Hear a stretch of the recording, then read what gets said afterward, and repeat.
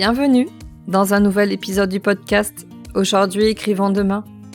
Le podcast qui met en lumière les acteurs du nouveau monde et favorise l'éveil des consciences. Je m'appelle Katia, je suis l'hôte de ce podcast. Et je suis la fondatrice de Redaxilv, une entreprise de rédaction pour les professionnels et les particuliers. D'un côté, j'aide les acteurs du nouveau monde à se raconter et à se rendre visibles en rédigeant leur contenu sur le web et les réseaux et en leur donnant la parole sur ce podcast. Et de l'autre, j'aide les particuliers à écrire leur biographie. Les témoignages, c'est mon dada. À travers ce podcast, je vous propose de découvrir comment des humains engagés et conscients participent aujourd'hui à la construction du monde de demain, le nouveau monde. Ils aspirent à un monde plus juste et plus respectueux du vivant. Ils se préoccupent des humains, des animaux et de l'environnement dans lequel ils évoluent et favorisent leur mieux-être.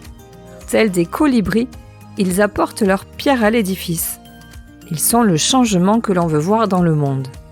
Tous les lundis, je mets en ligne une nouvelle interview d'un acteur du nouveau monde pour que vous puissiez connaître son histoire et son talent, comprendre qui il est, ce qu'il fait, comment il est arrivé à faire ce qu'il fait, savoir ce qu'il apporte à ce nouveau monde.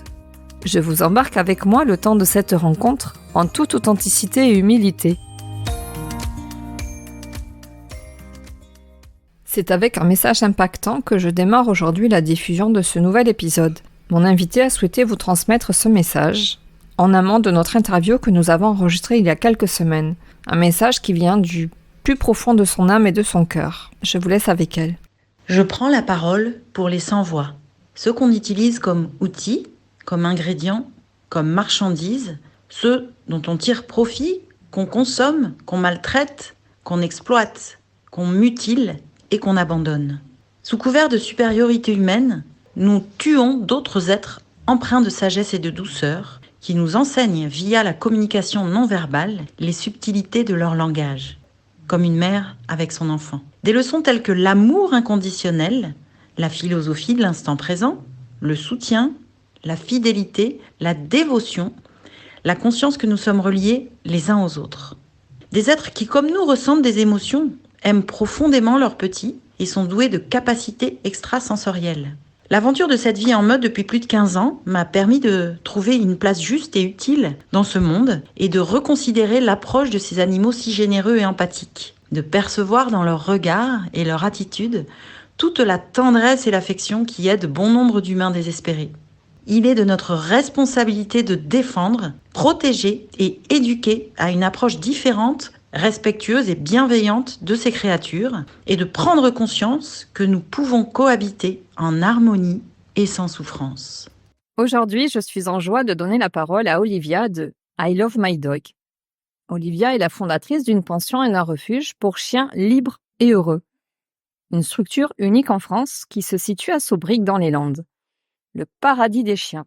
Imaginez-les pouvoir vivre en meute et librement à domicile. Elle n'accueille pas seulement nos quatre pattes lorsque l'on part en vacances.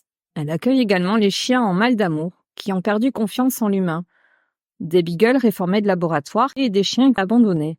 Ils vivent en totale liberté sur un terrain de 5 hectares où ils sont chouchoutés, bichonnés jusqu'à être adoptés par une famille soigneusement choisie par Olivia. Parce qu'ils ont besoin avant tout de retrouver confiance en l'humain. Et pour cela, un long travail de réhabilitation est nécessaire. Olivia a un amour inconditionnel pour tous ces chiens à qui elle dédie l'entièreté de son temps. Nous allons aborder son parcours, son engagement sans faille auprès de nos toutous, ses projets et ses besoins. Installez-vous confortablement et immiscez-vous dans notre conversation. Bonne écoute.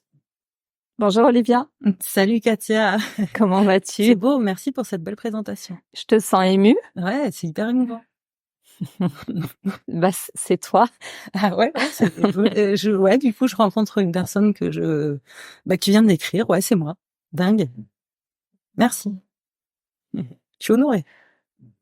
Tu sais ce qui te touche particulièrement? Tout ce dont on vient d'aborder là avant que tu mettes l'enregistrement, le fait que je me suis engagée corps et âme dans cette mission. Voilà, le nouveau chemin de vie qui m'anime. Alors, comment t'es-tu engagée corps et âme? Parce que c'est exactement ça, ouais. Ouais, c'est un peu ça, ouais. Et j'ai pas choisi, en fait, comme tout ce qui m'est arrivé dans ma vie, toutes ces aventures. C'est une vétérinaire qui m'a appelée pour me demander si ça m'intéressait d'accueillir des chiens réformés de laboratoire. Et c'est comme ça que j'ai ouvert le refuge. J'ai dit oui, sans hésiter, sans vraiment réfléchir aux conséquences. Et je ne regrette pas du tout. Parce que tu avais donc déjà la pension à cette époque-là? Ouais, ça fait. Alors j'ai ouvert la pension il y a une quinzaine d'années parce que j'ai laissé une fois mon chien dans une pension classique, un refuge classique, ce qu'on appelle un chenil. Et les chenils classiques, c'est des cages alignées avec des chiens qui sont en stress permanent et qui, pendant que les gens sont en vacances, aboient, se laissent mourir de faim, de soif, parce qu'ils sont en prison. Et ça m'a choquée. Donc, à force de garder des chiens de mes potes, c'est un de mes ex qui m'a dit, mais regarde, on peut plus partir le week-end, tu sais même pas qui c'est, t'aimes ça, t'as l'espace, t'as qu'à faire ça. Donc, je pensais pas que ça marcherait aussi bien. Et oui, aujourd'hui, tu vois, je suis même victime de mon succès. Je refuse beaucoup d'animaux en pension. Combien de places est-ce que tu as sur ton refuge? Alors 35, j'ai un agrément pour 35 chiens ici, ouais. J'en prends pas 35 parce que je suis seule, donc j'essaye de réduire, mais aujourd'hui, tu vois, le refuge, oui, justement, a pris le dessus sur la pension, parce que j'ai beaucoup trop de chiens au refuge et j'ai donc dû réduire un peu la pension. Voilà, ce qui me ramène malheureusement l'économie. Donc tu dis que ça existe depuis 15 ans. Tu n'as pas donc toujours été auprès des animaux? Ah non, j'ai un parcours très éclectique. J'ai beaucoup voyagé. Je suis une aventurière, moi, une vagabonde. Donc j'ai parcouru le monde. J'ai appris plein de langues. J'ai croisé plein de gens exceptionnels, un peu comme toi là dans tes podcasts. Et puis j'ai acheté cette maison en 2006 et j'ai un peu posé mes bagages. C'est un peu j'ai un peu posé mes racines ici. Je me sens bien. Donc oui, j'ai fait de la musique, du sport, des voyages. Et que je t'ai dit tout à l'heure qu'on allait pas sinon je vais me disperser. Il y aurait tellement à raconter sur ce. J'ai vraiment une vie dingue avec des aventures au quotidien. Vraiment, tous les jours, c'est une aventure. On peut se le dire, on a écouté ce que tu fais en musique avant de démarrer parce que j'ai découvert que tu chantais. Ouais, c'est des petits trucs, hein. Waouh. Mais je suis une fan de musique, ouais. Je suis une fan de musique et je te disais toi-même que la voix, c'est une façon aussi de faire passer beaucoup d'émotions. La voix, la gorge, le chakra, dont on a parlé tout à l'heure. Et c'est vraiment important de pouvoir crier, chanter, envoyer le son là où tu as envie qu'il aille, dans le cosmos, ailleurs, ou même pour toi seul. Au départ, je chantais sous la douche. Et je l'ai fait, ouais, j'ai adoré ça, ouais. Ça me manque. Alors, je ne sais pas si ça s'entendra ou pas à l'enregistrement, mais nous sommes entourés de chiens qui font la sieste, qui ronflent. Gitane, on l'entend là. Ouais, t'arrives à l'heure de la sieste, c'est cool. Ouais. Des fois, c'est un peu le bordel, mais là, non, ça va, ils sont calmes. Hein. J'ai pas expliqué, mais oui, tu l'as dit dans ton. Moi, j'habite chez les chiens. Hein. Tu l'as bien vu. T'arrives ici, les canapes, c'est pour eux. Il y a des dodos partout. Ils ont la chientière, ils peuvent rentrer, sortir. Et je propose quelque chose qui n'existe pas beaucoup parce que c'est un peu plus contraignant. Forcément, quand on a un chenil classique, on ouvre la grille le matin, les chiens sont un par un dans des cages, on leur donne à manger et puis hop, on ferme le soir. Moi ici, je suis H24 avec mes bestioles. Il m'arrive de me lever plusieurs fois la nuit, la journée, tu vois, c'est du boulot. Des chiens en liberté, c'est une autre vigilance parce que c'est en meute. Tu vois, là j'ai 30 chiens ensemble, pas tout à fait ensemble parce que j'ai des parcs où je mets les chiens en fonction de leurs affinités. C'est comme nous, ils ont des affinités. Il faut, mon boulot, c'est de regarder qui s'entend avec qui et puis parfois comme nous quand on part en vacances avec nos meilleurs potes au bout de quelques jours ils peuvent nous gonfler donc c'est le moment où moi je dois intervenir quoi. Pour ceux qui nous écoutent et qui n'ont pas eu l'occasion de venir à toi ou de te découvrir sur les réseaux, qu'est-ce qu'on peut leur dire effectivement de comment ils vivent? Parce que donc tu as une maison sur un terrain donc de 5 hectares. Tu as créé dans des parcs, alors c'est j'emploie moins le terme d'enclos, mais c'est pas enclos, c'est plutôt un parc, ça fait des centaines de mètres carrés. Ouais, il y a 5 Vraiment hectares. pour se représenter comment ils sont, enfin.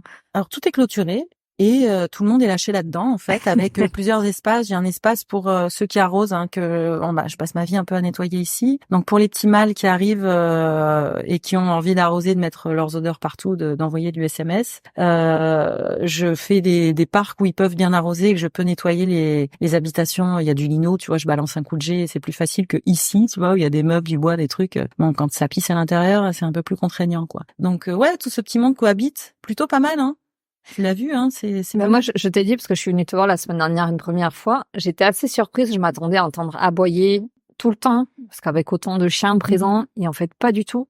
Mais non, un chien, il aboie quand ses besoins ne sont pas comblés. Quand il y a le facteur qui passe, ok, mais quand il est enfermé dans un box et qu'il veut sortir de là, quand éventuellement il a faim ou qu'il est enfermé dans une maison parce que les gens sont partis travailler. Moi ici, je leur offre tous leurs besoins. C'est un peu la pyramide de Maslow, hein, besoin de sécurité, ils l'ont ici. Moi, je les nourris, donc la nourriture, ils sont bien nourris. Les potes, la socialisation, ils sont toujours entre potes, c'est ce qu'ils veulent. Ils sont comme nous, ce sont des êtres grégaires, ils ont besoin du contact de leurs congénères. Ils ont de l'espace, donc ils peuvent courir. Et malgré ça, je les emmène régulièrement à la plage. Tu as peut-être vu les vidéos. Ils ont un accès libre à l'intérieur, à l'extérieur, donc vraiment, c'est quartier libre. On a un gros défaut, nous les humains, c'est de vouloir tout contrôler. Et moi, ici, vraiment, je leur fous la paix. Et c'est vraiment le gros conseil que je veux dire à tous les gens qui ont des chiens, qui veulent contrôler, assis, couchés, viens ici, au pied, tirer sur la laisse, les empêcher de communiquer entre eux. Foutez-leur la paix.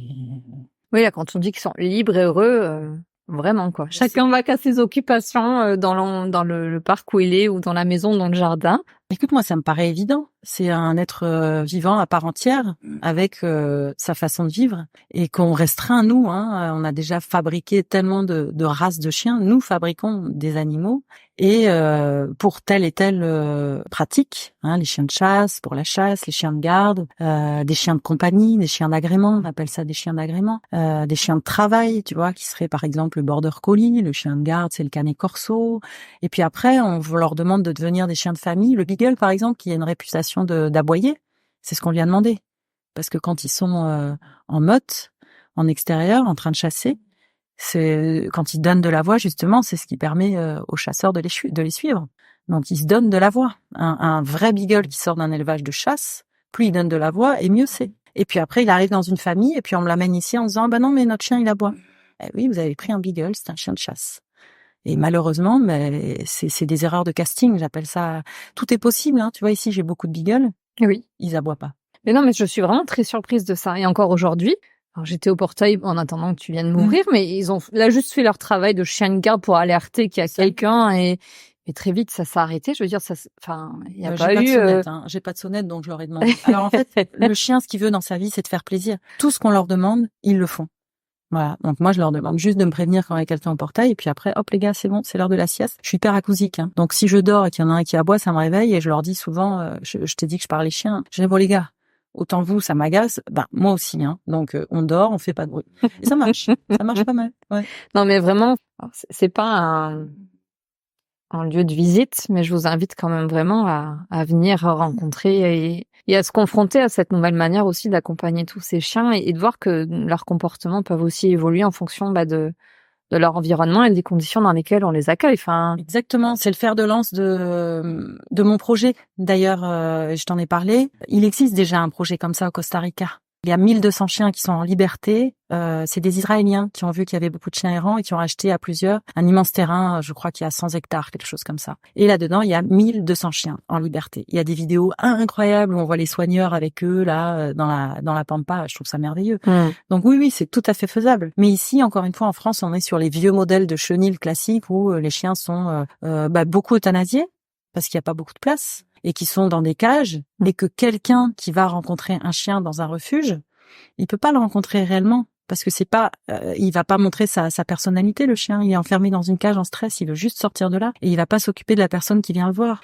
Il y a des adoptions merveilleuses, et il y a que des chiens merveilleux dans les refuges, malheureusement. Heureusement que les gens s'ouvrent et ouvrent leur cœur quand ils vont dans des refuges, parce que, moi, c'est le drame de voir ces chiens-là. On peut pas les rencontrer réellement. Les chiens font un travail exceptionnel pour se faire adopter là-bas, malgré le stress qu'ils ont, la douleur de la perte et de l'abandon. Donc c'est le chien, il fait un travail inouï pour attirer l'humain et se faire aimer. Tu travailles en partenariat avec les refuges environnants?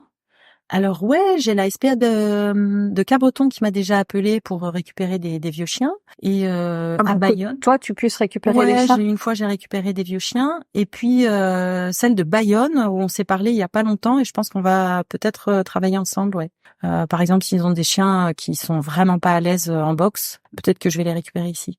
C'est tout nouveau. Ok. Je viens de parler à la directrice il y a quelques jours. Donc teaser. J'espère. Ouais, j'espère. J'aimerais bien, ouais. Une belle action. Tu nous as dit tout à l'heure que la première fois que tu as accueilli un chien réformé de laboratoire, c'était bien ça, c'est par le biais de ta vétérinaire qui a reçu un appel. Pas ma vétérinaire, Non. hein, une vétérinaire que je connaissais pas, D'accord. qui s'est renseignée, qui a vu que j'avais beaucoup de beagles, Ah oui. parce que c'est des chiens que je gardais beaucoup, parce que mes petites collègues qui ont des pensions les supportaient pas. C'est un caractère particulier, le beagle. Et en fait, c'est un peu comme moi, hein, ça pense qu'à bouffer dans sa vie, dormir et puis être libre, faire ce que ça veut. C'est des chiens hyper intelligents, en fait. Tout le monde croit toujours que ils écoutent rien, parce que non, mais juste parce qu'ils ont ce caractère de faire un peu ce qu'ils ont envie. Mais c'est des chiens extraordinaires. Quand on en a un qui rentre dans sa vie, et ce qui s'est passé avec l'impératrice là que t'as derrière Oui. je l'appelle l'impératrice, c'est la vieille, elle a 16 ans, hein, Dixie. Justement, moi, je me disais, mais qu'est-ce que c'est que ces gens qui achètent ces chiens? C'est infernal, un beagle. C'est Snoopy, le beagle, tiens, justement, tu vois. Et il l'avait bien croqué, je sais plus qui dessinait Snoopy.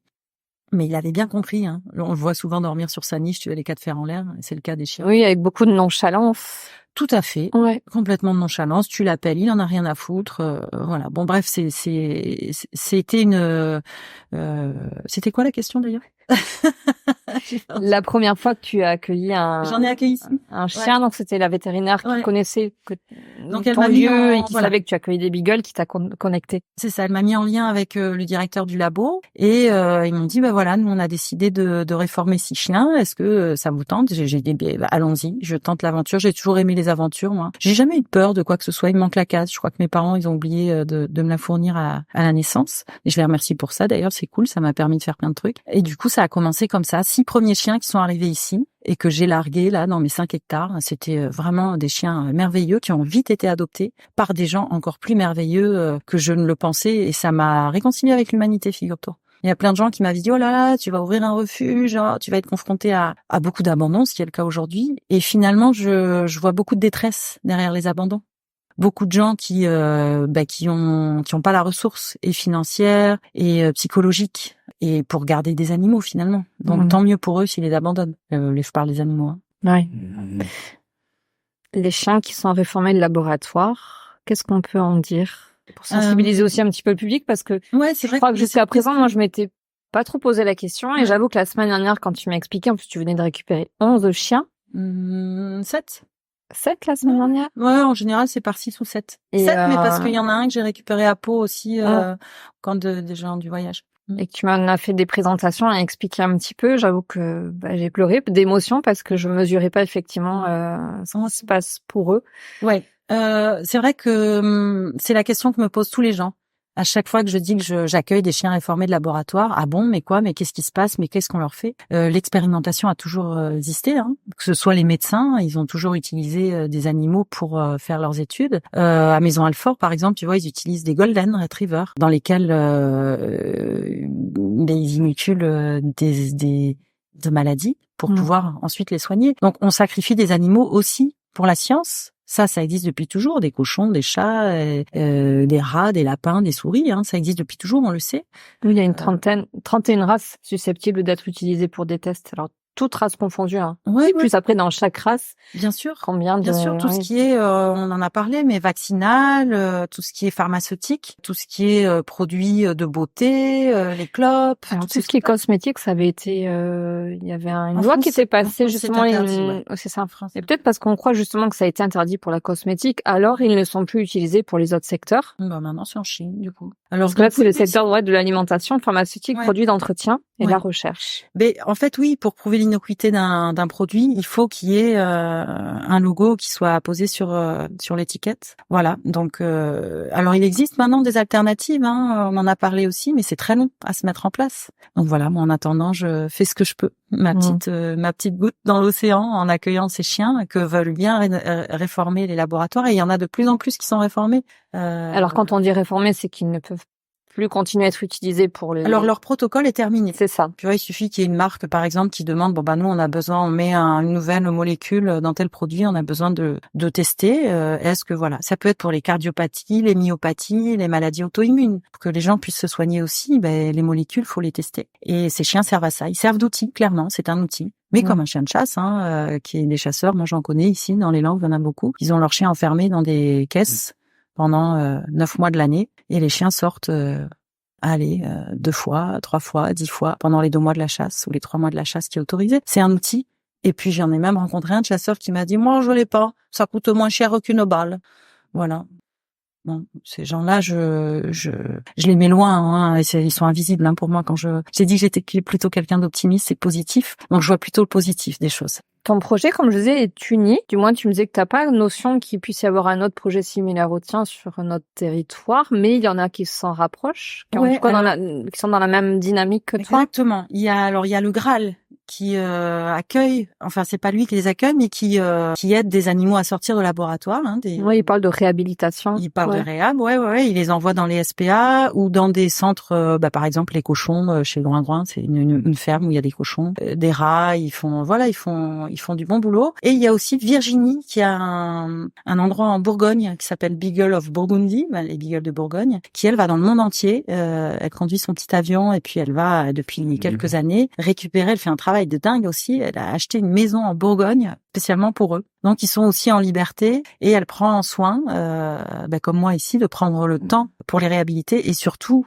de leur trouver vraiment des humains patients, empathiques et qui vont comprendre comment aborder ces petits chiens, qui sont très vite à nous suivre partout et à s'ouvrir et à faire confiance. Hein. À part quelques-uns qui sont plutôt méfiants, dans un parc, que tu m'as présenté la semaine dernière, je trouve qu'ils ont un contact assez social. Ils viennent facilement, ils se laissent approcher, caresser.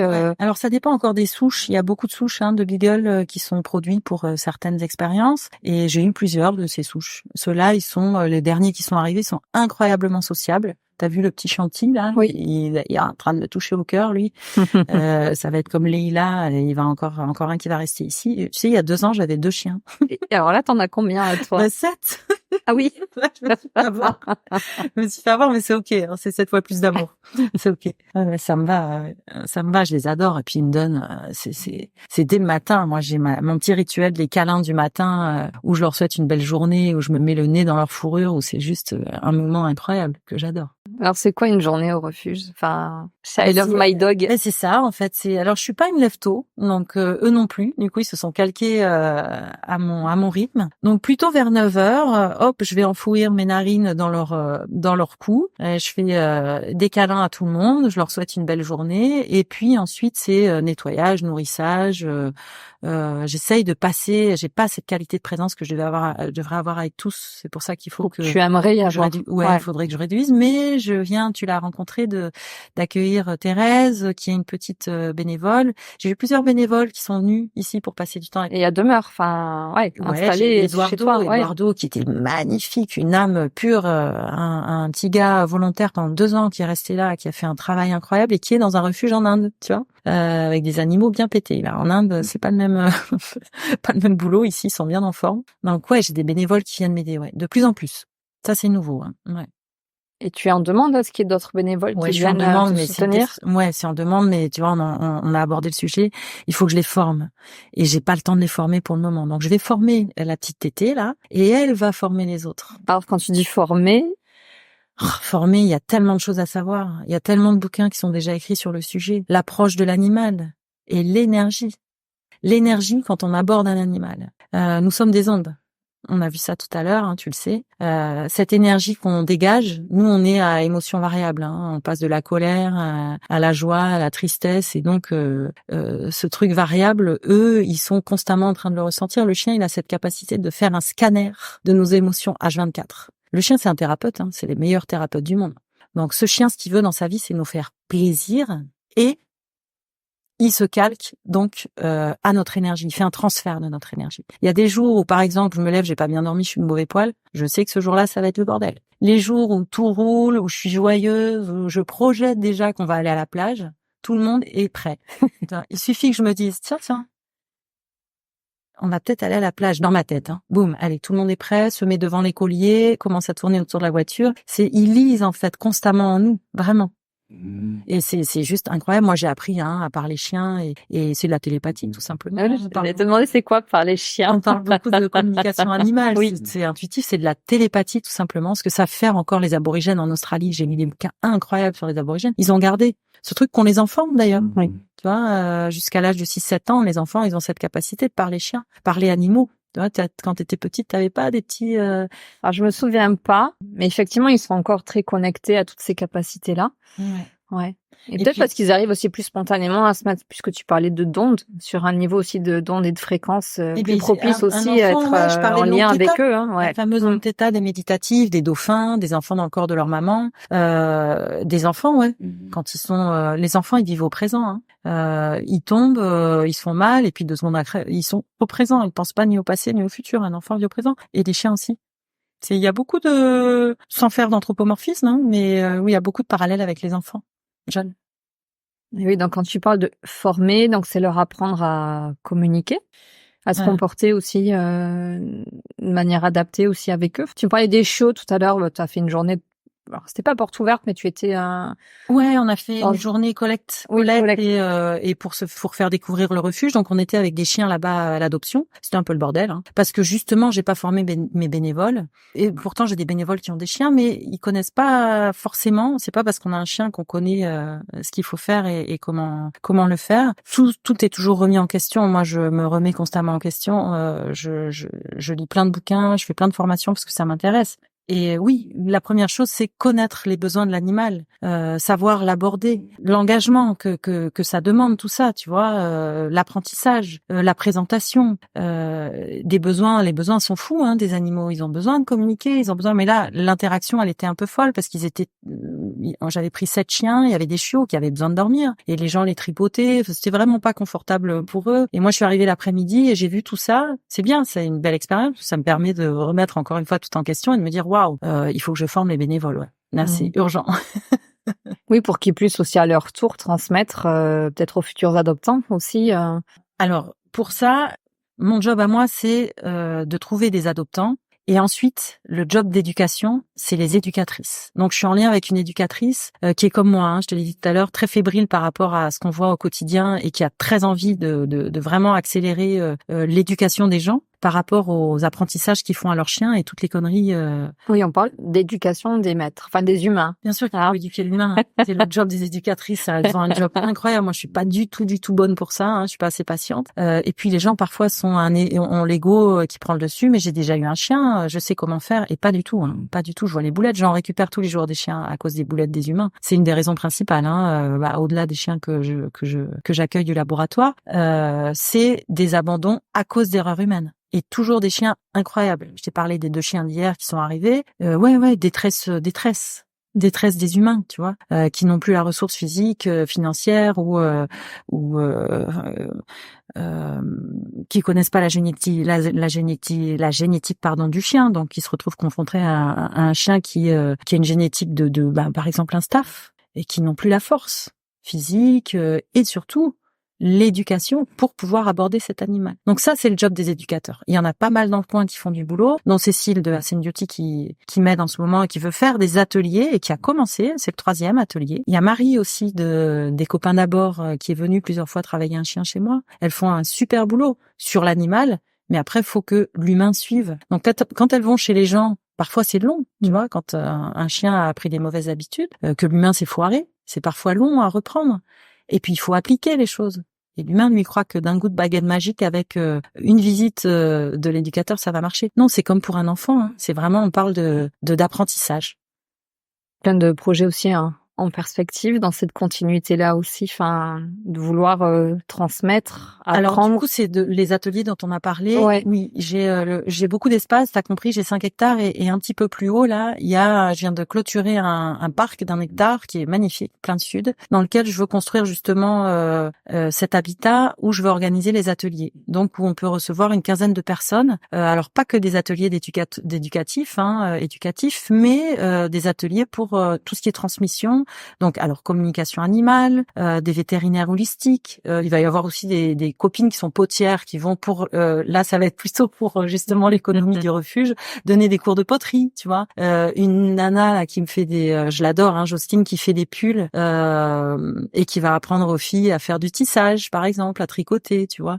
Donc, ces ateliers qui vont coûter entre, je sais pas, 40, peut-être 80 € selon les heures qu'elles vont y passer.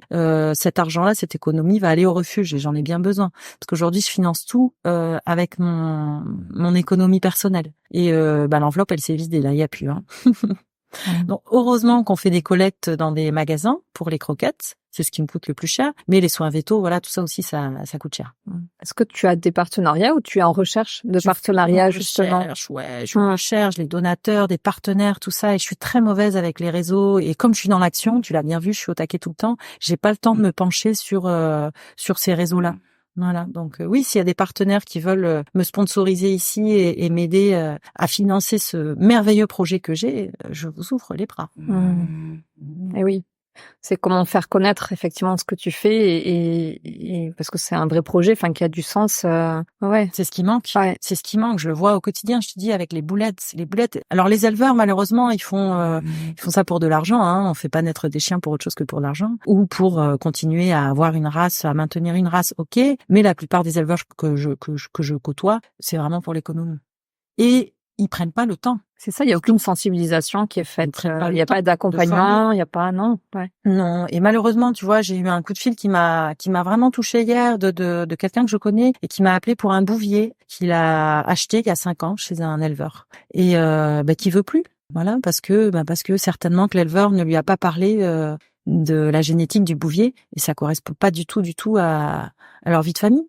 Donc aujourd'hui, 5 ans plus tard, il décide de l'abandonner. Bon, je lui ai demandé de recontacter l'éleveur pour voir si elle voulait le récupérer.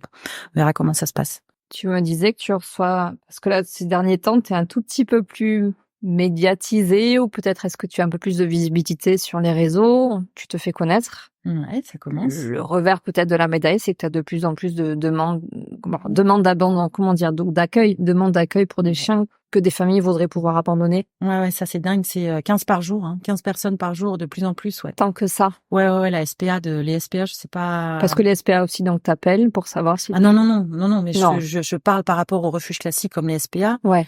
Eux qui sont connus, ça doit être des centaines d'appels par jour. Et c'est complet, tout est complet. Donc il y a des associations qui font le boulot, qui ont des familles d'accueil aussi, qui essayent de sauver, de sortir des chiens de la misère aussi et surtout de la piqûre fatale, parce que ça finit souvent comme ça, malheureusement à cause de l'erreur humaine. Oh, il est mignon le petit chiot husky. Bon, tiens, à 1 an et demi le petit chiot husky se barre, il mange les moutons, les poules du voisin. Bon, allez, on n'en peut pas, les SPS sont complètes, personne n'en veut, tac. On appelle ça une euthanasie de complaisance. Le mot est très moche. Ça se dit. Et ça se fait. Donc ouais, ça c'est les trucs, le truc un peu plus pesant. Et là, il faut que je trouve vraiment l'équilibre entre le nombre de chiens que je veux accueillir ici et la qualité que je veux leur offrir qu'il y a ici. Malheureusement, je suis encore seule à faire ce truc-là. Donc, je suis en train de former la petite Thérèse. J'espère qu'elle va rester, mais en général, tu sais, c'est mon rêve, ça, ce que je suis en train de faire ici. Donc, il faut que ça touche quelqu'un qui a aussi envie de partager mon rêve. Ça a l'air de lui plaire, mais bon, après, elle est jeune, elle aura envie d'avoir d'autres expériences. Mais ouais, j'aimerais bien transmettre, et puis j'aimerais bien avoir plusieurs bras là, comme Shiva, pour faire tout ce qu'il y a à faire ici. Et beaucoup plus d'espace pour ne pas dire non. Donc ça, c'est un autre projet qui est derrière ma tête depuis un petit moment, mais c'est de faire comme ces Israéliens qui ont acheté 100 hectares et qui ont fait ce fameux refuge incroyable. C'est ce qui manque en France. Alors Rémi Gaillard, tu nous entends, Rémi? Rémi Gaillard, il a ce projet dans le sud-est. Ok. Ouais. Et je sais pas où ça en est, j'ai pas trop regardé là, mais je crois qu'il est sur peut-être l'achat d'un terrain, un truc. Mais bon, il y a toujours des trucs politiques là derrière. Je sais pas où il en est. Parce qu'il est très engagé dans cette cause animale. Moi, je me souviens de son expérience de s'être enfermé dans une cage de chien, dans une SPA pour faire aussi une récolte de dons. C'était une expérience très douloureuse et très traumatisante aussi pour lui que de se retrouver enfermé. D'autant que je crois que les thunes sont un peu parties dans le cosmos. Donc je crois qu'il a été un peu en colère. Pour ça, ouais. Tout ça pour ça, ouais. Parce que c'était aussi une action coup de poing qui a peut-être aussi sensibilisé un peu plus. Mais tu sais qu'il organise des concerts avec Animal. Son association, il organise des concerts et l'argent va justement, je crois, pour cette cause. Donc il aide des associations et tout ça. Ouais, je lui ai envoyé un mail, j'ai pas eu de réponse. Rémi Gaillard, où es-tu? On va te reconnecter. Ouais. En plus, il nous fait marrer. Moi, j'adore. C'est mon idole. Il me fait vraiment rire, ouais. Comment est-ce que ça se gère une structure de 100 hectares? Là, c'est pas tout seul, Mais même financièrement, parce que, il y a une réalité quand même derrière pour nourrir, je sais, combien tu disais, 1200 chiens? 1200 chiens. Ouais. C'est des dons. Juste des dons. Ouais. Il faut savoir faire, Ouais. Moi, je suis pas encore assez bonne pour ça, mais ouais, j'ai fait un petit, alors pas le crowdfunding, mais j'avais déjà fait une demande là sur l'association et j'ai eu un peu d'économie, 3 000 € quand même, c'est pas mal, tu vois, les gens sont généreux si je demande. C'est une cagnotte en ligne? Une cagnotte, c'est ça. Mais elle est toujours active? Elle est toujours active. On mettra le lien. Ah, on mettra le lien. Merci. À quoi est-ce qu'elle serait destinée, cette cagnotte? Elle serait destinée aux soins, aux animaux. À pouvoir, cette économie, j'aimerais bien m'en servir pour pouvoir payer quelqu'un qui va m'aider. Parce que des bénévoles, c'est bien, mais quelqu'un qui va être payé va s'engager davantage. Et tu vois, par exemple, Thérèse qui est là, qui est vraiment mignonne et que j'aimerais garder, hein, c'est de l'or, cette petite. Si je peux lui payer un salaire, lui filer un salaire à la fin du mois, elle va s'engager davantage. Et elle va rester. Elle aura son boulot. Tu vois, c'est un boulot. C'est psychologiquement, c'est différent que d'être bénévole et de se dire, bon, bah ouais, mais à un moment, moi, il faut que j'aie ma vie aussi. Mais être un peu plus à l'équilibre aussi. Exactement. Donc, pouvoir payer quelqu'un, hein, financer, avoir un salaire et construire cette fameuse habitation qui va servir aux ateliers dont je t'ai parlé. Ouais. Là, c'est une idée sur papier. C'est un projet qui est en train de voir le jour. Ouais. Alors, j'avais estimé, parce que je suis assez, mon empreinte carbone, je fais un peu gaffe. Donc, je veux utiliser les acacias du terrain. Je veux faire un truc en terre-paille sur pilotis avec peut-être en bout aussi. Tu vois, avant, les maisons, elles étaient en torchis ici, hein. Entre les briquettes, c'était du torchis. Et on a tout sur place. Voilà. En bas, j'ai de l'argile. On peut faire des trucs incroyables. Donc, j'ai trouvé un gars qui s'appelle Philippe, qui est à Bénès, qui a construit sa maison en terre-paille, qui veut bien être chef de chantier. Déjà, il m'a dit oui. Oui, qui fait de la permaculture et Philippe, oui. Philippe, c'est une petite maison. Alors, je connais pas son lieu, mais qui intervient au Festival des Arts et de la Nature de Dolores. C'est bien possible. Je l'ai rencontré il y a pas longtemps. Bah, Philippe, il m'a dit oui. Coucou Philippe. Voilà. Le monde est petit. Ouais. Donc lui, il connaît bien tout ce qui est éco-construction. Donc j'ai envie de faire cette éco-construction que j'avais estimée, si on fait un chantier participatif, à 35 000 €. Au final, ça va être un peu plus. Donc là, j'ai tablé sur 65 000 €. Comment est-ce qu'on pourrait t'aider? Alors il y a le financier, un don. Bah forcément, ce qui va m'aider le plus, c'est le financier. Ouais. Mon Dieu, ça va être une sécurité incroyable. Si j'ai juste à ouvrir l'enveloppe et dire tiens, Philippe, pour ta participation, vas-y, on va chercher. Alors la paille, c'est pas ce qu'il y a plus cher, mais ça va être tout ce qui est peut-être pour la toiture, les isolants, et puis pouvoir quand même rémunérer des gens. Hein. Philippe, je lui ai dit que j'aimerais bien le rémunérer. Il va être là, il va prendre en charge peut-être l'éco-chantier et les gens qui vont venir y travailler. Oui, et puis maintenant les matériaux sont chers. Lance un appel. S'il y en a parmi nos auditeurs qui ont ce sens de l'éthique, d'un projet durable éthique avec un. Mais il y en a plein. Parce que maintenant, il y a une énergie différente qui émerge pour améliorer cette qualité de nos habitations, du respect du vivant. Parce que là, moi, les acacias, ils repoussent, tu vois. Je vais abattre un arbre qui tombera de toute façon parce que quand c'est grand, ça casse un acacia et ça repousse. Enfin, j'adore ça, tu vois, comme les bambous. C'est une ressource inépuisable.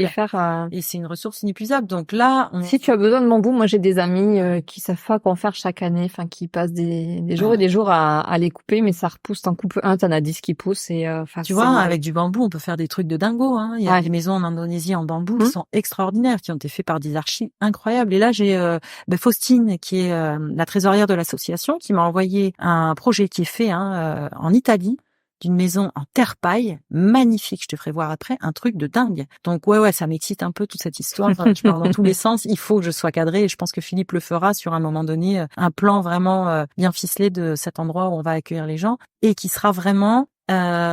l'idée c'est qu'il n'y ait pas de clous, pas de vis, qu'il n'y ait rien et que quand le truc sera écroulé, bouffé par les termites, il ne reste aucun déchet de plastique, de trucs, ça disparaît dans la nature, ça retourne à la terre.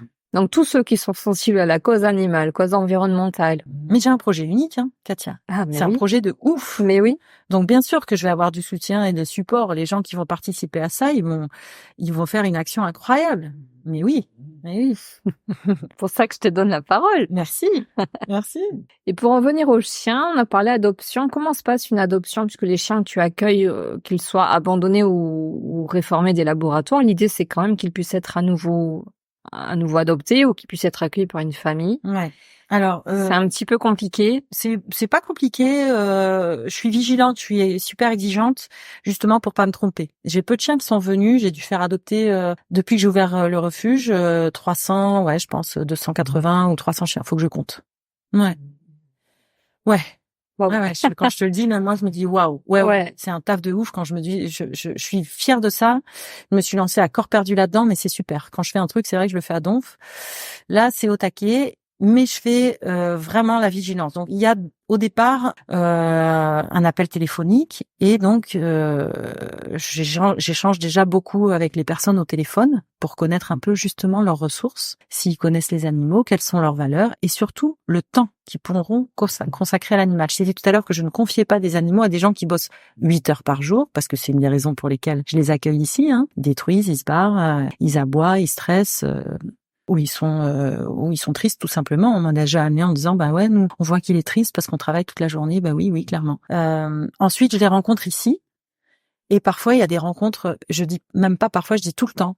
C'est toujours magique. Quand je décide que les gens, après avoir bien discuté avec eux au téléphone, ont une énergie qui vont bien, une énergie où je me dis que le chien il va pas charger et qu'il va être bien accueilli. Je les rencontre ici, c'est toujours hyper émouvant parce que il y a une magie qui opère et c'est le chien en fait qui choisit. Pour mes beagles, c'est-à-dire si une famille te dit moi c'est ce chien-là que j'aimerais pouvoir adopter. C'est arrivé des fois où sur les photos, les vidéos que je mets sur la page, ah ben nous on a vu lui, on vient pour lui. Et puis en fait, ils repartent pas du tout avec lui. Mais un autre chien qui leur a dit non, moi c'est vous que je veux et je repars avec vous. Et c'est complètement dingue. Je peux te raconter plein d'histoires comme ça. Rien que le premier Tao que j'ai revu d'ailleurs, que j'adore, que j'ai revu, ils sont venus me voir à la collecte là. Un des premiers chiens que je suis allée chercher. C'est une dame qui est venue, qui l'avait vu en photo. Enfin non, elle avait vu les 6, elle avait pas vu forcément lui, et qui vient avec son mari qui lui voulait pas forcément un deuxième chien, ils avaient déjà un premier chien. Donc il vient les mains derrière le dos, derrière elle, et puis il observe les arbres, les oiseaux, les chiens, mais ils sont trop préoccupés d'elle. Et elle regarde tous les chiens, elle savait pas trop, on discute tous les deux. Oh là là, ils sont tous tellement mignons. Et tout à coup, on voit son mari assis dans l'herbe avec Tao, les 2 pattes sur lui, en train de l'hypnotiser. Ça a été fulgurant, instantané. Il s'est regardé, il s'est retourné, il l'a regardé, elle l'a regardé, elle a dit en fait c'est même pas moi qui ai choisi, c'est le chien qui l'a choisi lui. Voilà. Et ça se passe comme ça très très souvent. Il y a des vidéos qui sont parlantes sur pas qu'avec les beagles, avec d'autres chiens aussi. Un chien que j'ai récupéré de la frontière espagnole qui devait être euthanasié aussi. Quand les enfants sont arrivés, je pensais, tu sais, quand j'ouvre des parcs, des fois quand ils sortent dans les autres parcs, ils sont un peu foufous, je vois les copains, ils courent partout. Mais là, le chien est allé vers les gamins, il s'est allongé devant eux et j'ai la vidéo d'ailleurs. C'était magique. En général, je dégaine vite mon téléphone parce que je sais que ces moments sont miraculeux et j'ai filmé les deux. Vraiment. C'était instantané, c'est vous, c'est moi, on y va. Et ces moments, ils sont riches, quoi. Pour moi, ils sont hyper riches et je sais que je me trompe pas. Donc, ça prend de l'ampleur de plus en plus. Je vois des gens vraiment qui s'investissent. C'est eux qui font le boulot. Moi, ils sont en transition, les chiens ici, tu vois. Donc, c'est eux qui font le plus gros boulot après. Quand tu dis que tu es quelqu'un d'optimiste, ça donne aussi de l'optimisme de voir que tu dis j'ai réhabilité, fait adopter 300 chiens, c'est énorme. Ouais. Ça veut dire qu'effectivement, ils ne restent pas chez toi. Non, j'en ai 3 qui sont venus. Que tu avais fait adopter et qui sont venus. Ouais. Ce qui est peu en proportion du nombre de chiens. En plus, Ce qui est très peu, mais en fait, je fais aussi cette formule, c'est que quand les gens viennent pour vraiment, c'est d'adopter un animal, c'est pas rien. Quand tu connais, c'est un engagement vraiment c'est un engagement de 15 ans. C'est connaître les ressources, c'est du temps, c'est de l'apprentissage, c'est vraiment plein de choses. Et le chien nous donne plein de choses en retour, lâcher le contrôle, enfin plein de choses. Donc les gens viennent avec un petit stress en général. Ouais, là, ça ronfle. Ça ronfle de tous les côtés. Je sais pas si vous entendrez. Parce qu'on en a juste 1, 2, 3, 4, 5 et concours de ronflettes. 6. Allez où là? Normalement, ils sont 6. Non, ça ronfle pas trop fort. Des fois, je mets des bonnes caisses, moi, je te jure. Pardon. Mais je sais plus ce que disais, tu m'as coupé. Non, on parlait des quelques chiens que tu as eu en retour des adoptions que tu as faites. Ouais, c'est ok. Mais il y a un mois d'essai, en fait, quand on décide d'accueillir un chien du refuge. Ce mois d'essai, il permet de voir si le lien se crée. Ça peut ne pas le faire, Oh non, il court après le chat. Tiens, le 3e qui est revenu, c'est le petit bulldog que j'ai là, parce que elle aime vraiment les bulldogs, elle en a 2. Elle est venue le chercher, la dame, elle me l'a ramené le lendemain en disant, ouais, non, infernal. Ça aurait pu passer, mais il est un peu foufou, il est en plein ado, elle avait peut-être pas la patience. C'est ok pour moi, ça me va bien. Quand ils reviennent, c'est vraiment, on va pas insister. C'est ce qu'ils font pas dans les SPA. Je trouve que c'est un peu con, mais ils ont tellement de chiens, c'est un peu fou. Ils sont très, très exigeants aussi. Ils font un taf de dingue, dans les SPA. C'est bien plus difficile, Mais ils sont très exigeants. Et je trouve ça bien. Voilà. Donc, il y a beaucoup de gens qui se font refuser. Par exemple, les personnes un peu plus âgées, ils leur confient pas de chiens. Moi, oui, parce que je récupère, toute sa vie, un chien que j'ai confié s'il se passe quelque chose. Bon, j'ai récupéré un chien parce que le monsieur avait fait un AVC, par exemple.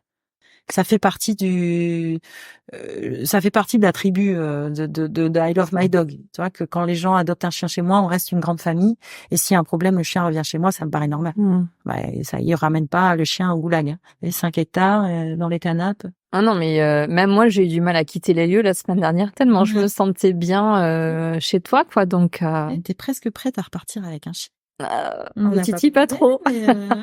Non, moi, j'ai un chat qui est pas très sociable avec les autres chats, qui a extrêmement peur des chiens. Moi, ça fait quelques années que j'ai cette envie d'avoir un chien, de prendre un chien. J'avais même eu l'idée de pouvoir peut-être lui apprendre à être en relation avec les résidents quand je travaillais encore en structure, pour pouvoir aussi amener mon chien justement pour pas qu'il soit seul, mais pas tout le temps, parce que l'idée c'est pas que le chien il soit au travail aussi tout le temps.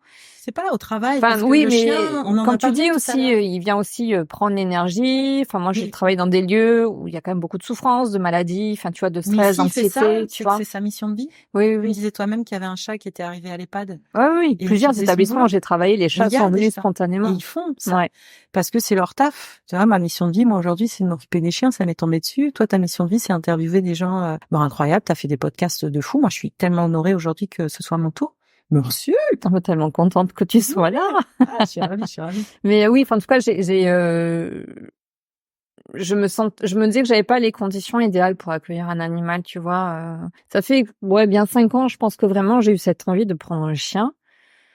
Et oh là là, je sens que bientôt tu vas venir avec un chien, va te choisir. Ça, il était presque prêt. Non, punaise, non. T'es en train de lâcher, là. Si, t'es en train de lâcher un truc. J'ai fait l'expérience, pour tout vous dire, de prendre un deuxième chat que j'ai ramené à l'SPA, qu'ils ont bien voulu me reprendre au bout de 15 jours. J'ai vécu l'enfer. Mon chat et moi avons vécu l'enfer avec ce chat qui... Ah non, mais c'était très particulier. Un chat difficile. Très dominant, qui m'a sorti les griffes, c'était Wolverine. À toi je ne me sentais pas chez moi quand je rentrais chez moi. C'était très bizarre. Mais tu sais très bien, quand on a un chat, t'habites chez le chat. Oui, mais c'est pas du tout le lien que j'ai avec mon chat actuel. Non, mais c'était bon. Bon, après, le chat, c'est territorial, hein. Là, les mauvaise expérience. Je sais pas comment il y a des gens qui font cohabiter 40 chats ensemble. Oui. Je sais pas comment ils font. Ouais. Tu vois, parce que c'est tellement territorial, un chat, là aussi, c'est un boulot, c'est une énergie. Vraiment, on en parle, cette énergie, elle est très importante. Ouais. Donc, pour le moment, c'est un chat. Elle a 17 ans, on verra. Mais non, un jour, j'aurai un chien, mais c'est pas le bon moment. De chez I Love My Dog. Alors, pourquoi I Love My Dog? Écoute, j'aimais bien le cœur, je trouvais ça joli. Et puis, j'aime mon chien, j'aime mon chien, c'est la base, quoi. J'aime mon enfant, j'aime mon chien, j'aime ma maison, j'aime mon boulot. I love my job. Tu dirais que I Love My Dog partage quelle valeur? La liberté. C'est une grande valeur pour les animaux. On les contraint trop souvent. Valeur de respect aussi, du respect du vivant, de considération, d'amour altruiste. J'aime bien dire ça parce que c'est Mathieu Ricard qui dit que l'amour altruiste c'est moins fatigant que l'empathie, qui a l'air, qui pompe un peu, tu vois, et qui fait que quand t'as un job comme le mien, tu peux faire un burn-out en étant empathique, alors qu'avec l'amour altruiste, non. Donc mes amis, arrêtez de vous inquiéter parce que je suis fatiguée. C'est de l'amour altruiste, ça me pompe moins que l'empathie. Valeur de soutien, de partage, parce que voilà, partager justement, on en a parlé, les connaissances des animaux, enfin sur les animaux, la transmission, des valeurs de pardon. J'apprends ça aussi, d'acceptation aussi. Je me suis notée des valeurs d'humanisme, d'équilibre et de coopération. Voilà, ce qui résonne pour moi. Ici, la coopération, parce que c'est pour ça que je suis là aussi, pour faire une demande. Il faut qu'on soit plusieurs, là, toute seule, j'y arrive plus. Voilà, il faut que j'ai de l'aide. Ça se demandait comment tu arrives à porter ça toute seule. Je suis une ninja. Ouais, non, clairement. J'ai l'impression, clairement, je le dis en ce moment, j'ai l'impression d'être une ninja. Ouais, ça me va. C'est cool. J'aurais été ninja dans ma vie. D'où te vient cet amour inconditionnel que tu as pour tous ces animaux? C'est une transmission, certainement. On parle toujours de. Je t'ai parlé de mes parents tout à l'heure. Ouais, ma mère était une fan de nature. Tu vois, elle allait chercher des fossiles, elle nous emmenait regarder les oiseaux. Lui, c'était l'oiseau. Voilà, elle a toujours été aux petits soins pour les animaux qu'on lui ramenait, parce qu'en tant qu'enfant, tu sais, on ramène toujours des chatons trouvés à l'école. On lui a ramené des bestioles. Donc, j'ai baigné là-dedans, dans cet amour de la nature. Et donc j'ai adoré aller chez mes grands-parents qui avaient des chiens, tu vois. Tout de suite, c'était mes meilleurs potes, moi, les animaux. Et mon père, ça le fait marrer parce que ma mère, qui voulait faire de moi une petite fille modèle, m'avait inscrite au tennis. Et en fait, je séchais les cours de tennis pour aller promener des chiens qui étaient enfermés tous les mercredis. Ils le savaient pas, ils l'ont appris longtemps après. Et mon père me l'a rappelé il y a pas longtemps parce que j'ai une mémoire un peu défaillante. Et il me disait ouais, on sait, hein, depuis toute petite, au lieu d'aller au tennis, t'allais promener les chiens, et puis t'apprivoisais des mouches. J'avais apprivoisé des mouches qui m'obéissaient, c'était dingue. Des lézards. J'ai toujours été entourée d'animaux. J'avais des souris que je promenais sur la plage qui me suivaient. J'ai eu des rats. Et puis voilà, mon premier chien, quand j'ai eu 18 ans et que je suis partie aux Canaries, c'était une border collie. On me l'a mis dans les bras. J'y connaissais rien du tout. Elle était exceptionnelle, cette chienne. Elle m'a formée. C'est elle qui m'a formée, en fait. Quel enseignement tu retires de ton quotidien auprès de ces 4 pattes? Ils sont, en fait, ils donnent. Les chiens, c'est de la générosité. Hein. L'enseignement, c'est de vivre au présent. C'est le meilleur enseignement qu'ils donnent. C'est le thérapeute le plus accompli, c'est le chien. Hein. C'est un bouddhiste. C'est vraiment un bouddhiste. Donc tu vois là, ils vivent au présent, dormir, manger, faire la fête, aller se promener, accepter. Et ils sont très résilients, les chiens, tu vois. J'ai récupéré des chiens là de laboratoire il y a à peine une semaine. Ils sortent de la voiture, ils sont au présent. Ils ont déjà fait fi de ce qui leur est arrivé. Et c'est une valeur énorme, ça, la résilience, tu te rends compte? Moi, j'apprends ça. Ils se contentent de ce qu'ils ont là, tout de suite, maintenant. Et ça leur va. Ça, c'est vraiment la plus grosse leçon que je reçois de mes animaux. Ils m'apprennent à être joyeuse. Je le suis déjà, hein, je suis quelqu'un d'assez joyeux dans la vie, je chantonne tout le temps, il y a toujours la musique à fond. Et le plus détendu possible, ça c'est l'état dans lequel j'essaie d'être au quotidien, et c'est le premier truc que j'ai dit à Thérèse quand elle est arrivée avec son chien. Je dis, ben voilà, à partir de maintenant, à chaque fois que tu rentres dans un parc ou que tu vas aborder un chien ici, il faut que tu sois le plus calme, détendu, joyeux et assuré possible. Tu es qui tu es, là maintenant, au présent. Et pas le passé, c'est plus toi, hein, tu romances. Et le futur, on le connaît pas, on s'en fout. Donc eux, ils ont tout compris, tu vois. C'est ça leur leçon. Quel conseil tu donnerais à quelqu'un qui aurait envie d'adopter un chien? Alors, sachant que c'est un engagement de 15 ans, c'est vraiment se poser la question sur le temps de présence qu'on a avec l'animal. Parce que le chien, ce qu'il veut dans sa vie, c'est passer du temps avec nous. C'est un peu pour ça qu'on l'a fabriqué. Donc, si vous bossez 8 heures par jour, laissez tomber, vous allez faire un chien malheureux. Vraiment se renseigner sur les ressources qu'on a, hein, les ressources physiques, se renseigner sur les besoins de l'animal, sur la capacité. Si on prend un chien et qu'on n'a pas la capacité de le sortir tous les jours, c'est pas la peine. Si on prend un chien avec une génétique particulière, on est une mamie de 80 ans dans un appartement et qu'on prend un border collie, c'est mort. Donc, faut vraiment se renseigner sur la race, prendre des cours d'éducation. Moi, je trouve ça génial, c'est vraiment important. Les bases. Un truc qui est le plus important, c'est surtout lâcher le contrôle.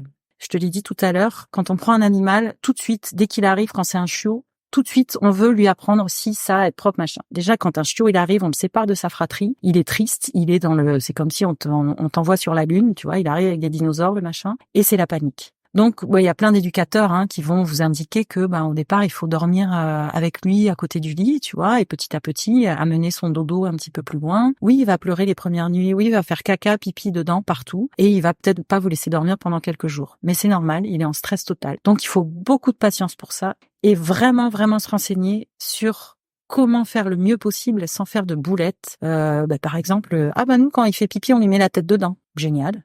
Ça veut dire, moi, t'es en train de boire ta soupe, j'arrive, je te mets la tête dedans. Pourquoi? Pourquoi? Ça sert à rien du tout. Le chien, il comprendra jamais pourquoi tu lui mets la tête dans la pisse. Pourtant, Dieu sait si on l'a entendu et on l'entend encore. Ouais. Donc, je rencontre souvent des gens qui sont plus âgés, qui ont déjà eu des chiens, qui viennent adopter ici. Je leur dis, voilà, ah oui, nous, on connaît, les gens qui pensent tout connaître parce qu'ils ont déjà eu un chien. Et ça, c'est faux. C'est faux. Tout est toujours remis en question. Et maintenant, on a des nouvelles propositions. On parle beaucoup d'éducation positive. Je suis OK avec ça. C'est génial. L'éducation positive, c'est ce qui permet de proposer d'autres alternatives à mettre la tête dans le pipi du chien quand il a fait pipi. Et qui, du coup, mais si, parce que quand on ouvre la porte, qu'on rentre et qu'il a fait pipi, il va se planquer, il sait qu'il a fait une connerie. Non, il sait surtout quand vous rentrez, il va s'en prendre une parce qu'il a fait pipi. Et c'est juste qu'il s'en prend une, quoi. Et il sait pas que c'est parce qu'il a fait pipi. Lui, naturellement, il fait ses pipis. Il sait pas encore qu'il faut faire dehors. Il faut qu'on lui apprenne. Tout ça, ils apprennent tellement vite. Je t'ai parlé de Chanty qui vient d'arriver, qui est un chien de labo qui sont dans un chenil, dans des cages, avec du béton. Ils font leurs besoins là-dedans. Il arrive là, il ne m'a pas fait un seul pipi ni caca dedans depuis qu'il est arrivé. Alors oui, je confie quelques chiens de laboratoire qui au départ sont un peu sales, mais ils apprennent vite. Hein. Honnêtement, ils apprennent très vite. Pourquoi ? Pour nous faire plaisir. C'est juste dingue. Hein. Oui, ils ont une capacité, comme tu dis, de résilience et d'évolution, parce que oui, on se rend pas bien compte dans quelles conditions ils peuvent vivre effectivement en laboratoire. Oh, c'est un chenil, hein. C'est un chenil classique comme une SPA avec des couloirs. Avec des couloirs, écoute, on dénigre souvent les labos. Hein. Les labos, ils existent parce que il y a des tests qui sont faits et on paye des gens pour faire ça. Et j'ai là-bas le soigneur du laboratoire qui, après leur protocole, vraiment s'occupe bien d'eux, joue un peu avec eux, joue à la balle, leur propose d'autres choses. Il me fait des fiches avec chacun leur caractère. Tu vois, donc ce qui me permet ici de savoir lequel va être plus sensible, fragile, habitué. Il leur apprend à marcher en laisse. Et vraiment, ouais.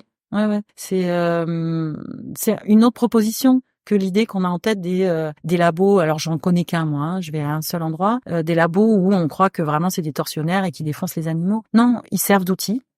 Oui, il y en a qui meurent parce que on est obligé de voir ce qui s'est passé avec ce qu'on leur fait comme protocole. Mais maintenant, encore une fois, il y a beaucoup de laboratoires qui réforment leurs chiens de plus en plus.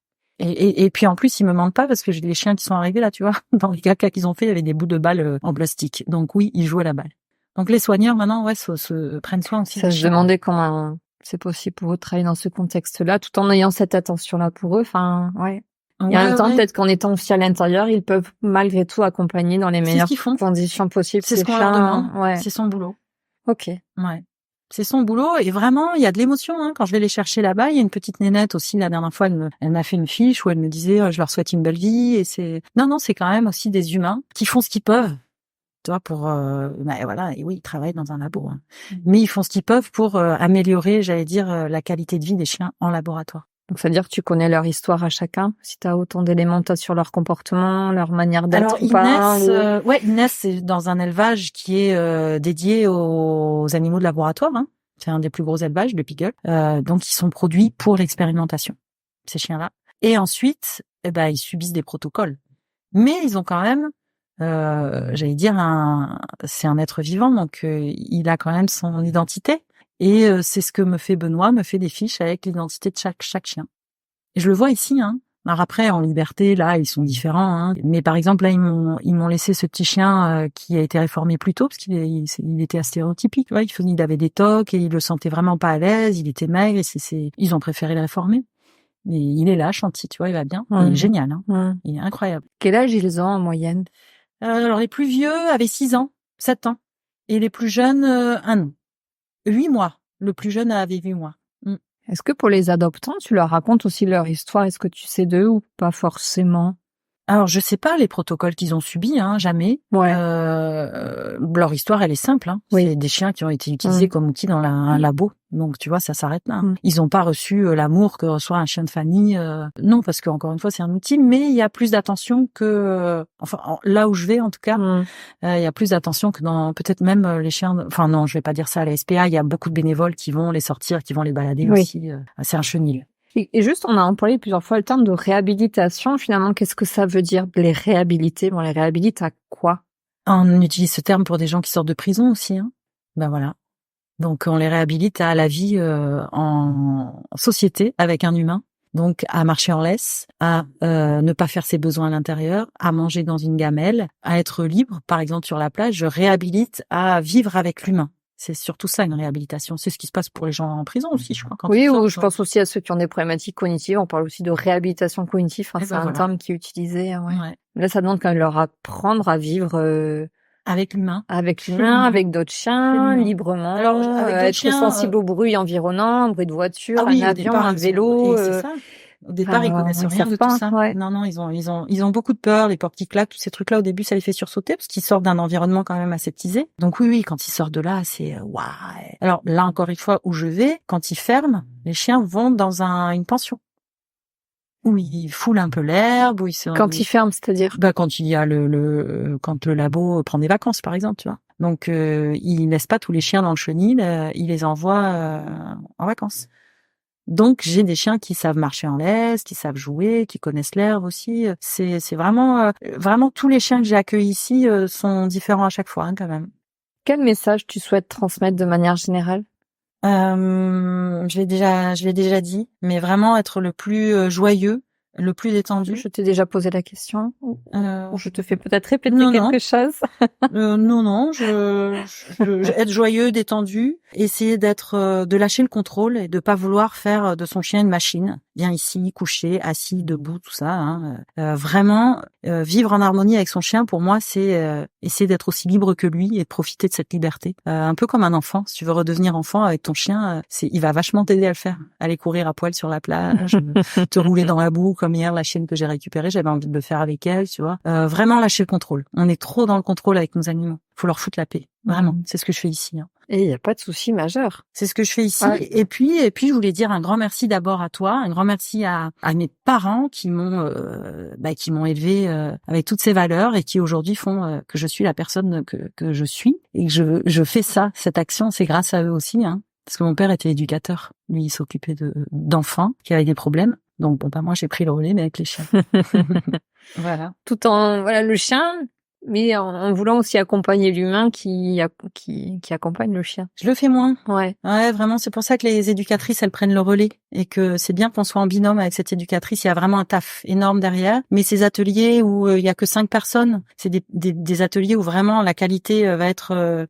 chaque personne va pouvoir poser les questions. Ça, c'est important. Vraiment, formez-vous, éduquez-vous pour vraiment pas faire de boulettes avec votre animal et qu'il finisse abandonné. Ça, c'est très important.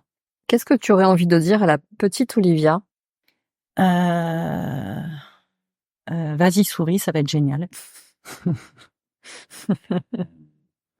Ouais, vie de rêve. Tu accueilles chez toi, alors parce que tu as des logements, mais tu accueilles à l'année ou tu accueilles ponctuellement? Tu parlais que tu as des bénévoles et des volontaires.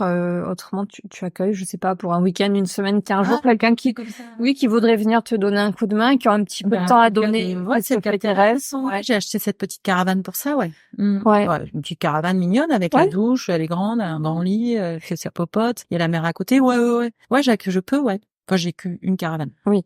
Aujourd'hui, c'est occupé. occupé. Ouais, j'accueille les volontaires, ouais. Ok. C'était important pour toi de prendre la parole aujourd'hui? Ouais, et je te remercie pour ça. J'ai besoin de faire découvrir ce refuge et surtout cette nouvelle proposition qui est viable puisque je l'ai tentée. Donc des chiens en liberté, en meute, avec moi là dans la maison. Ouais, ça marche. Faites-le, c'est top. J'ai créé ce podcast pour donner la parole aux acteurs du Nouveau Monde. C'est quoi pour toi le Nouveau Monde?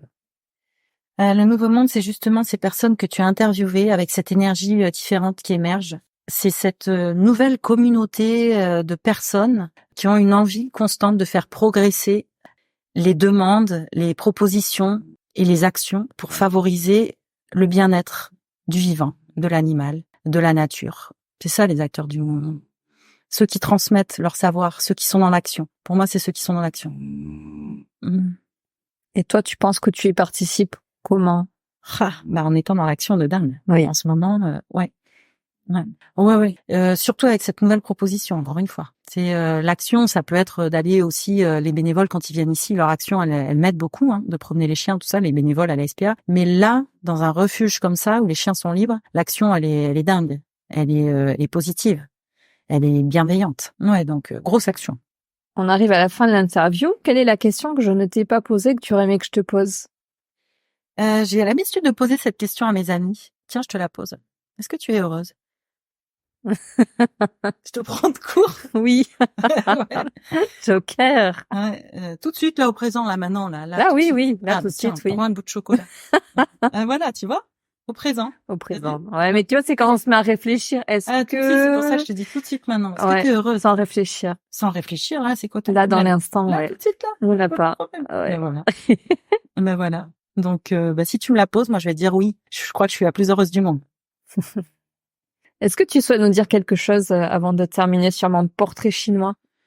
Je souhaite te remercier infiniment de faire ce que tu fais, de transmettre l'information comme tu fais, avec toutes les propositions novatrices que font tous ces gens que tu interviews.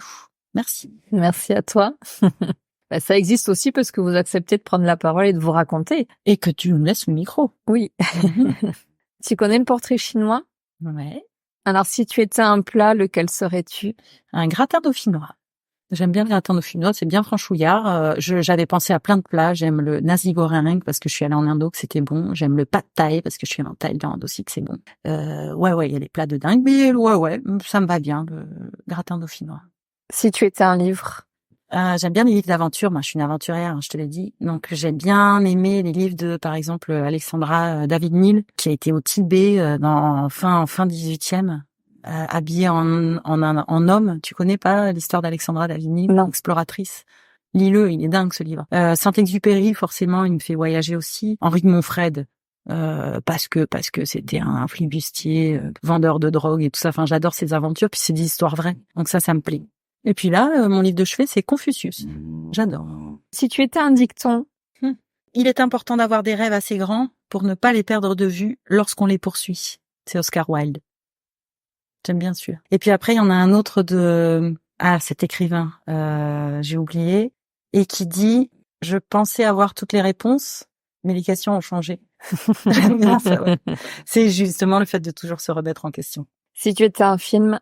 C'est pareil, c'est difficile ce genre de questions parce qu'il y a tellement de films incroyables qui m'ont touchée. J'ai un film qui m'a particulièrement touchée parce que moi qui suis toujours entre ciel et terre, c'est Au-delà de nos rêves. Tu t'en souviens, ce film avec Robin Williams? C'est de Robin Williams d'ailleurs. Un film incroyable, triste à l'américaine, un peu de tristesse, un peu de trucs. Ses enfants meurent dans un accident. Enfin, Au-delà de nos rêves, vraiment un film coloré, artistique, avec dramatique, mais super beau, une belle histoire d'amour. J'avais bien aimé. Si tu étais un super-héros? Une super-héroïne, Mère Teresa, l'abbé Pierre, le surfeur d'argent. Bon, ça c'est fictif, mais le surfeur d'argent, ouais, qui veut sauver dans la galaxie tout le bordel qui se passe. Ouais, j'aime bien le surfeur d'argent. Merci Olivia de ta participation. Un immense merci Katia. Merci pour ce que tu es et ce que tu fais. Tu nous chanterais un petit quelque chose comme ça, un peu a cappella pour finir? Waouh. Parce que Olivia a une voix incroyable. Là, j'ai rien qui me vient, là. J'ai rien qui me vient. Oh non, c'est gênant, en plus, sans mes musicos, là, c'est gênant. Non, là, j'ai mon truc de timidité qui entre, tu vois. Ok. Merci beaucoup. Prenez soin de vous. Et merci beaucoup pour votre écoute. J'espère que le parcours d'Olivia et l'histoire de I Love My Dog vous aura inspiré. N'hésitez pas à la connecter donc directement sur ses réseaux. D'ailleurs, on n'en a pas parlé. Tu es où? Comment on te trouve? Alors, on me trouve sur Facebook, I Love My Dog, pension et refuge pour chiens heureux. Sur Insta, I Love My Dog, pension et refuge pour chiens heureux. Et sur Hello Asso, association I Love My Dog. C'est là où, si vous voulez faire des dons, c'est bien de le dire et de le faire aussi. Et on trouve le lien aussi, sinon peut-être sur tes réseaux? Ouais, il faut que je le remette. Je suis très très mauvaise, hein. Il faut que je le remette. Oui, c'est. Tu peux l'épingler aussi, tu sais, pour que ça apparaisse. Je crois que je l'ai fait. Ouais. Bon, au revoir. À bientôt. Salut. À très vite. J'espère que vous aurez pris plaisir à nous écouter.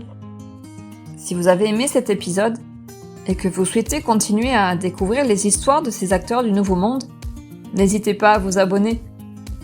Et si vous voulez être tenu informé de la sortie du prochain épisode, abonnez-vous à mon profil sur LinkedIn. Merci d'avoir pris le temps de passer ce moment avec nous. Je vous dis à très vite pour un nouveau témoignage d'une belle âme.